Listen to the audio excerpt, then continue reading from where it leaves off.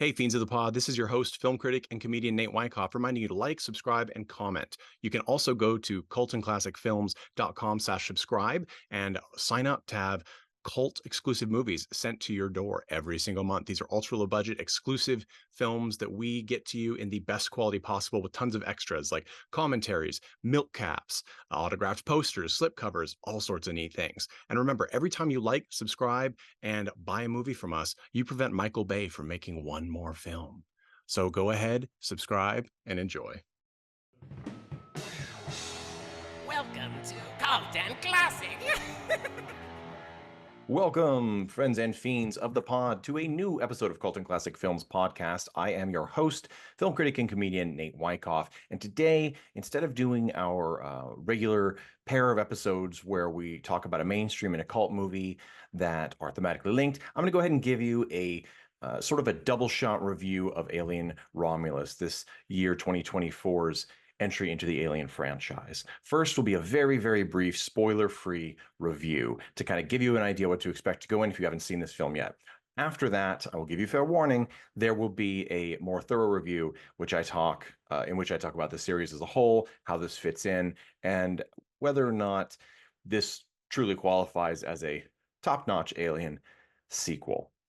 Alrighty, so without getting any more wordy, which I have a tendency to do, we're going to go talk about the spoiler-free review. So first off, this movie has been getting a lot of good reviews from viewers, decent reviews from a lot of critics, and I've even heard a couple of people say that it's a return to form for Alien. It does have many elements of films in the Alien franchise. It is in many ways it sounds harsh, a rehash of previously explored themes and plot points from Alien movies. This isn't to say it's completely without entertainment value. I think if you go into the theater knowing this, much like if you went in to say Star Wars The Force Awakens and knew that it was going to be sort of a retelling of the original Star Wars episode for A New Hope, you probably will have a better time with it than going and really hoping for that bigger expansion of the Alien lore and looking for a really big hit to sort of kick off a new series of Alien films. It has made a lot of money, so I'm sure it will continue the Alien IP further into the new year. So go into it with that in mind, and you will probably have a good time. It's not particularly slow. There are a few pacing issues, but really, it's a very watchable movie. It is not especially gory. In fact, I would hazard to say it's the least graphic of any Alien films in the franchise, which is sort of surprising, given that it is from Fede Álvarez, who is probably most known for his Evil Dead remake in 2013, which was quite nasty and gory, sort of gloriously so, and also 2016's Don't Breathe. So considering that background, it is surprising to see the restraint in Alien Romulus. That said, sure, there are some mature themes. I mean, it's aliens killing people, right? So other than that, you're not really going to see anything super upsetting for the young teenager in your life. If you want to go with them, it's an Alien movie. You know what to expect. Perhaps consider this even toned down quite a bit in the graphic violence, terror, gore elements. So go into it not expecting something brand new, groundbreaking, and you will have a good time. If you go into it hoping for more, I'm going to say that you will be disappointed. It is not as bad as, say, The Batman, which listeners will know I have lots of problems with, by Matt Reeves, where people are giving it glowing reviews, saying it's absolutely brilliant, when in fact it's pretty poorly constructed. That's not necessarily the case with this film. In fact, it's not the case with this film. This film is very competently made. The plot is fine. It is not a very original or unexpected plot. There really aren't any big unexpected moments. So again, go into it, sort of imagine, if you will, a very, very well-funded and competently directed Alien 2 fan film. If you think of it as a sequel like that to 1986's Alien 2, then you'll probably have a pretty good time. So that's how I suggest you go into it. All right. If you're looking for something new, something to really challenge the excellence and intelligence of the original films, you're going to be disappointed. Okay. Fair warning. That was my spoiler-free review.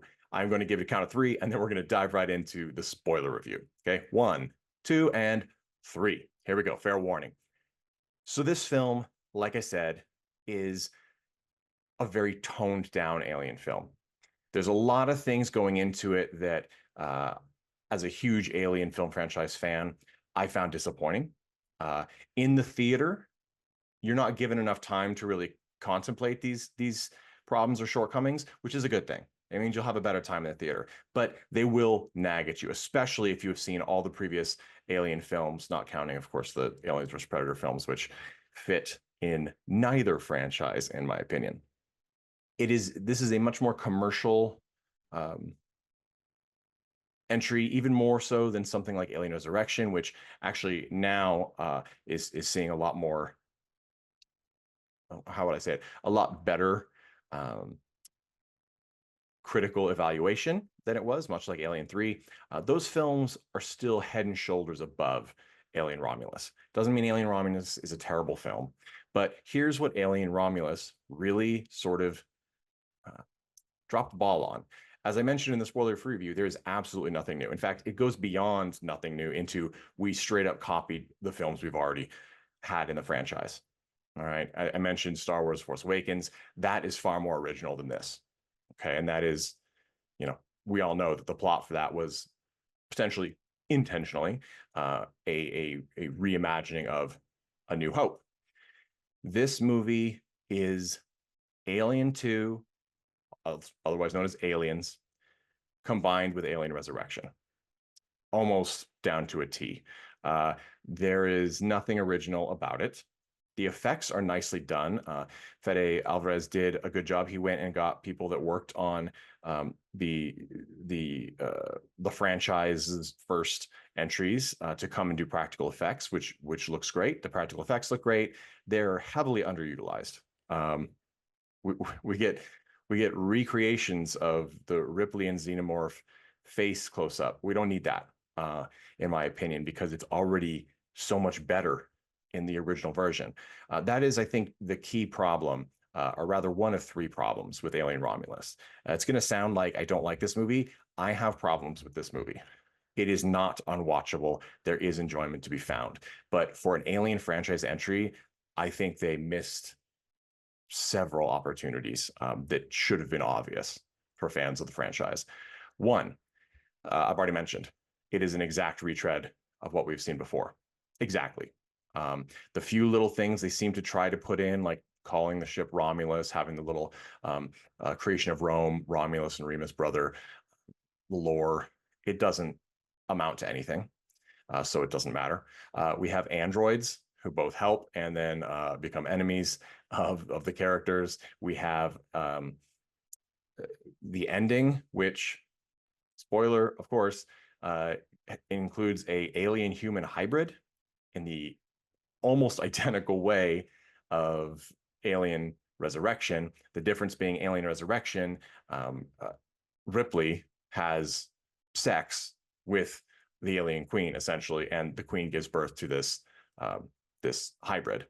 And then in this one, we get it sort of the reverse. An alien is genetically injected into the blood of a pregnant woman, and that triggers like a shockingly fast genetic change in this infant who is born and is sort of an alien human hybrid. In this case, the one interesting thing I'll say is that Alvarez clearly made the alien human hybrid in this case more human versus more xenomorph.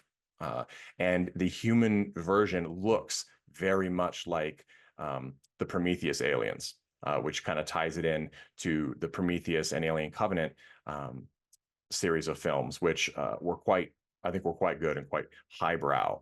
This is not so highbrow. It's not, it's not trash cinema, and that's not a bad word here at Cult and Classic Films. It is a competent commercial release. But again, you don't have strong violence. It sounds like I'm throwing that around without meaning. Like, why does the movie need strong violence? It doesn't always. but the Alien franchise is about terror and an alien species that does something, does things abhorrent to us. And that requires that body horror element. Okay, so we have face huggers implanting, embryos into human hosts, and the alien then bursts out of the chest. We get one of those, and it's quite lackluster. I really don't understand how you could put so much less energy in a chest bursting scene. That is so critical, and the physical prop was poorly used. In that case, it just doesn't look good. It actually looks like a fan film, not that great. It should have been much more powerful. And the same with all of the alien attacks and deaths, etc. You also could have done something original with that, instead of completely rehashing Alien Resurrection. And again, the biggest sin, part two, is not just that it copied the other movies, it's that it copied movies that it could not possibly match the quality and impact of. Don't do that. There's a Mystery Science Theater quote, don't put a good movie in your bad movie. I'm not saying this is a bad movie, but this choice was made to put better scenes to compare against this movie, and it was a terrible idea. So that's not great. The third issue, so you have the copying, you have the not doing it as well, and the lack of visual impressiveness that comes with alien attacks, etc. The third part is that the plot's not very good. If you think about the plot, there are lots of holes. Okay, so the plot is this group of young people are trying to get off this mining planet and get out of their indentured servitude, which potentially will never end. And the lead character has an android that she calls her brother, that her dad, this is a problem. Her dad found it in the discard pile, turned it on.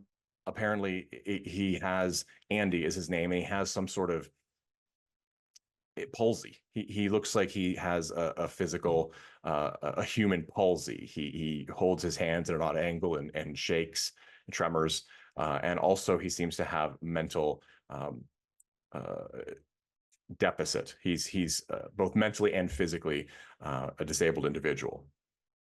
Why would this woman's dad, presumably to protect her, give her this android that she has to babysit as though he were a disabled little brother? It doesn't make any sense, especially since it's sort of implied that the fact that he's an android would be a problem there. So it is really, really from the get-go, if you actually take the time to think about it, which hopefully you didn't or you won't when you see it in the theater, but it's a problem. In addition, Andy's character is Black, and you have the only Black character in the film. Yes, people will go, oh, you're being woke. No, I'm being narratively proficient. You make him into two different people.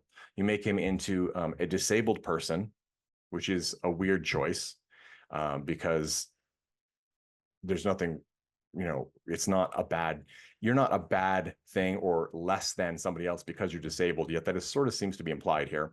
And then you also, once he becomes sort of upgraded and his new operating system is downloaded from the old Bishop robot, which we'll talk about in a minute, he becomes sort of a rebooted different version of Andy, right? And he becomes then cold and calculating, and at first his only core thing is still to protect the lead character, Rain, played by Kaylee Spaney. And okay, fine, that's interesting. And to do that, he may have to kill other characters. That's fine. It's been done in a million other movies, but that's all right. But we get his character, and his character is essentially the cold robot that we've already moved beyond in every other Alien film, right? You have Ian Holm playing Bishop in the first Alien expertly, which goes crazy and tries to kill in a very upsetting way Sigourney Weaver's character of Ripley, famed Ripley character. That was an interesting touch. Then you have Bishop played by the amazing Lance Henriksen in the second one, sort of bringing the humanity into the androids and becoming an icon. And then jump ahead to Prometheus and Alien Covenant, and you have the incredible android pair present there, which are truly an advancement of idea of how both human and cold and terrifying of creation like that could be. And in this, we don't get that impact at all. We get as I said, a person who is a robot who is essentially a disabled human being, and then we get him being a super smart cold machine that has no. His new mode of operation or modus operandi becomes protect the company. Well, yes, Alien has always had this adversarial concept with corporations because now they rule the galaxy essentially, right? And they do bad things like keeping the xenomorphs for study and et cetera, and exploitation, whatever. But we literally never know what that means, protect the company. It's sort of this opaque, unexplained concept. Just not good. It's there because it feels like it's supposed to be there. Also, the plot holes with the freezing system on the ship, because the whole goal is that these kids are going to use the disabled android who still has minimal functionality to patch into this derelict space station, Romulus, and steal these cryogenic pods so they can all go to sleep for 9 years while their ship takes them to what is promised to be a utopia planet. And then they won't have to be on the mining planet and be essentially enslaved anymore. Okay. Well, 9 years is not that long. So what is the problem? Can they not store enough food for 9 years? Okay, you should tell us that then. Two, if at one point they get them and then it's like, oh no, there's only enough for 3 years. And they're like, that's a deal breaker. Well, why? Can you not store enough food for 6 years? Right. So they have to go back in and get more charge essentially for these cryopods. And that's when they get stuck and the aliens come out and blah, blah, blah, blah, blah. Okay. So it's just, we're told something with no logical explanation for it. Okay. And that happens over and over again. So what it forces us to do is consider the plot to be unnecessary, and the plot is unnecessary, and that's a problem. Also, we have the idea that these are children. It's supposed to be that they are more vulnerable than adults. They're not. They're portrayed just like humans. We have this sort of B side plot of a character having been impregnated by the jerk of the group, Bjorn, played by Spike Farron, and who's the biggest jerk in the movie, and his death is completely unsatisfying. So again, this is all a huge retread. It's a problem because we could do something original, and Alien is a franchise that is really built on showing us something new every entry, whether it's some sort of shocking reveal like an Alien Covenant, or that providing that mystery of discovery that the first Alien or Prometheus gave us, or this really terrifying new sense of horror of being hunted in a derelict space station, this mechanical warehouse in the sky kind of thing, in a black empty space that Aliens and Alien 3 gave us. And Alien 3 gave us the idea of a space penal colony, right? Like there's always something new in these movies. And this is the first entry that brings nothing new to the table. I don't love that. So that's my interpretation of this film. Again, if you're an Alien fan, just go see it. You're not going to find nothing to like, but it's hard after waiting so long for the next entry, this sort of rebirth, as it was promised to the franchise. It's hard to come in and get a story that's not important. Alien Isolation, the video game, had a much stronger story and tie-in to this. We do get like a very few nods, such as when they are there's a very opening scene that's sort of this crew on the Romulus finding the Xenomorph Queen, and we see that the wreckage they pull it from is the Nostradamus from previous film lore. We see Bishop played visually the face of Ian Holm, 3D generated, with Daniel Betts playing the voice and being motion captured for him, because of course, unfortunately, Ian Holm passed away in 2020. So that was fine. It's an interesting touch. We do get this sort of ominous switch in Ash's character, or Ian Holm's character in this of I believe Bishop is what they call him in this one. I cannot remember specifically, but I think that's the case. Anyway, I find it disappointing.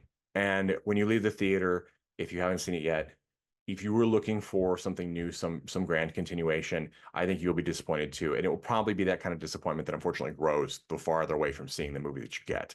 This will not be one I will be adding to the Cult and Classic Films archives. Perhaps in the future, normally I would say, like with Alien 3 or Alien Resurrection, say, okay, I think this will be seen in a more positive light going forward. This one, I actually think will be forgotten overall if we get a bunch more Alien features, which I hope we do, because it doesn't bring something new.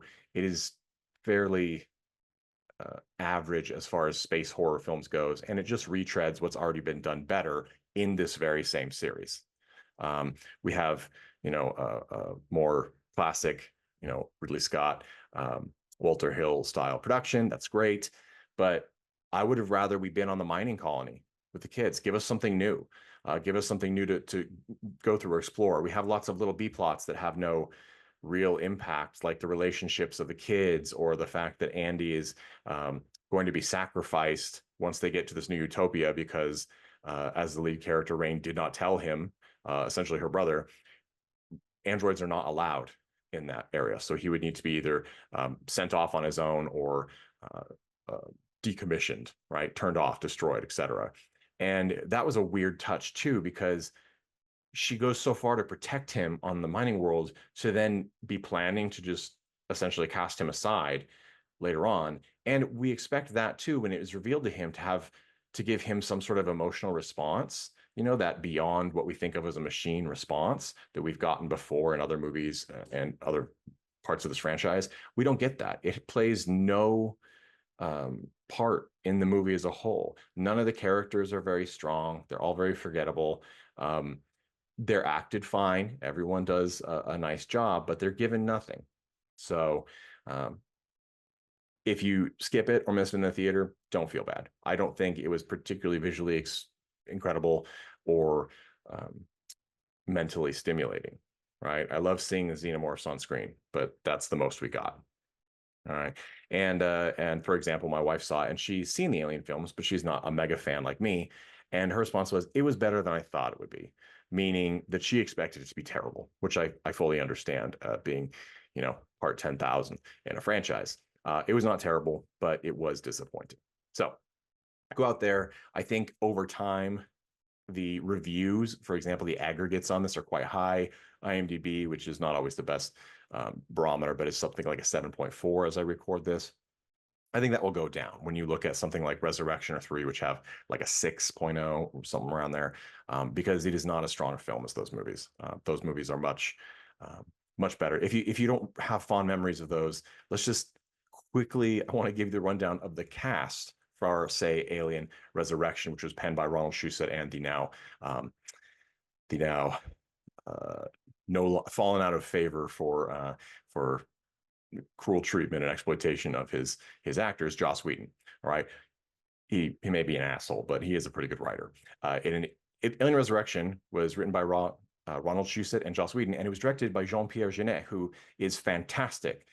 Did Delicatessen and one of my personal favorites, City of Lost Children with Ron Perlman. Just really, really excellent. And the cast in that movie is, because I've been talking to folks who are like, well, yeah, but this one did it better. I'm like, I disagree.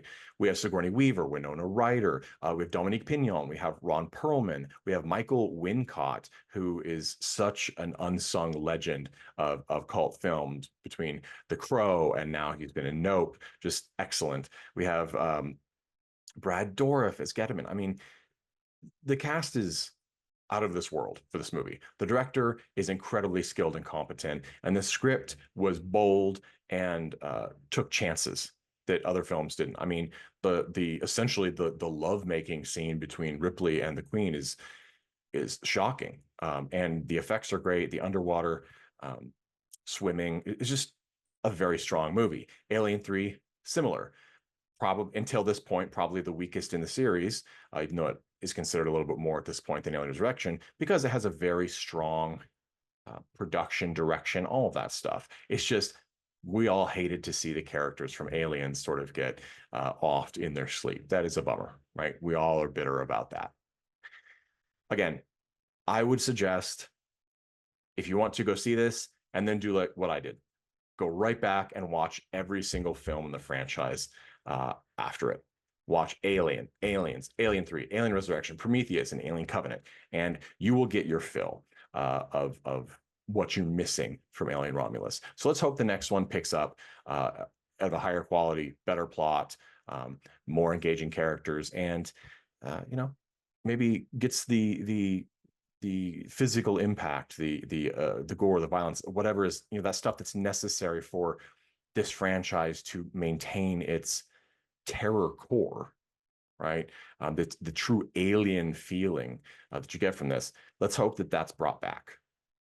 All right, that's it for this review episode of Cult and Classic Films Podcast. We're going to be back with new episodes coming up. Got some new announcements as well for the Cult and Classic Films release distribution stuff. You can go to patreon.com/Cult and Classic Films to check out our monthly subscription where you get exclusive cult films released direct and sent directly to your door. And you can also buy those releases at our shop at cultandclassicfilms.com. If you haven't checked those out yet, please do. These are films that you will not find elsewhere in the quality that we have here. And also, you probably just won't find them elsewhere. These are very obscure independent films, and we're very proud of them, including the best version of the famed 1985/6 Pulgasari, the North Korean giant monster movie. We have the absolute best version that's ever been released, and tons of extras, including an interview with the master film historian who wrote the book, A Kim Jong-il production, about the creation of that movie.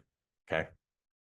Special effects by Toho, creators of Godzilla, directing by a famed kidnapped South Korean director and acted by his former wife, a South Korean starlet who deserved the accolades. So it's really amazing. Anyway, check those out. Thank you so much. Please follow us on @CultandClassicFilms, wherever you get your info on social media. Watch us on youtube.com/@CultandClassicFilms, and check out all of our new releases at cultandclassicfilms.com and patreon.com/cultandclassicfilms.